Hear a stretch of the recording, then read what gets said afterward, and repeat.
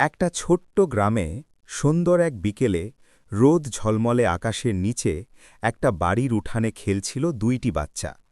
বড়টির নাম রিয়া, তার বয়স ৬ বছর। ছোটটির নাম রাফি, তার বয়স ৪ বছর। রাফি: আপু, আজ আমরা কি খেলব? রিয়া: আজ আমরা একটা সুন্দর বাড়ি বানাব। তারা রঙিন ব্লক দিয়ে ছোট্ট একটা বাড়ি বানাতে শুরু করল।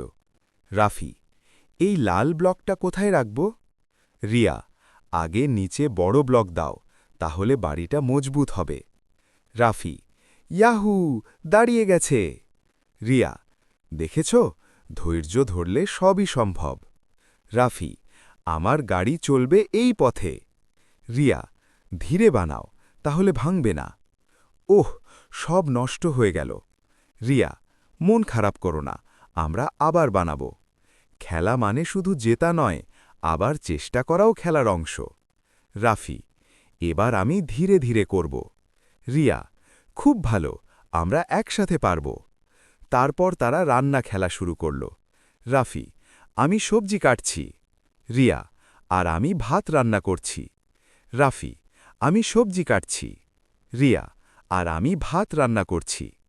ধীরে ধীরে সন্ধ্যা নামল, আকাশ লালচে হয়ে উঠল। তারা খেলা গুছিয়ে হাত ধরে ঘরের দিকে হাঁটল। ভাগাভাগি করে খেললে আনন্দ বাড়ে।